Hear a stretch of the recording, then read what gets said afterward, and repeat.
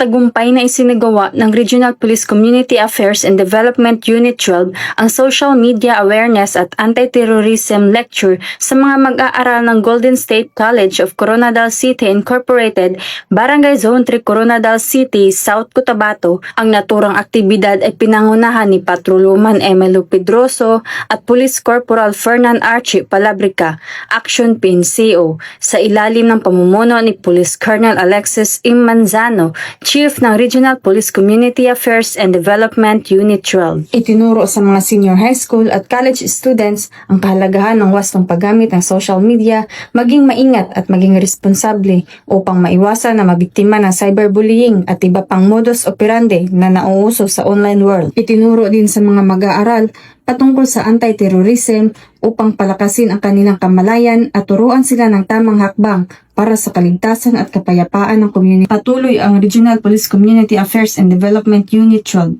sa pagbabahagi ng tamang paggamit ng social media at laganapin ang panlilinlang ng mga communist terrorist group sa pamamagitan ng pagtuturo ng maling ideolohiya na sumuporta sa mga armadong pag-aalsa laban sa gobyerno.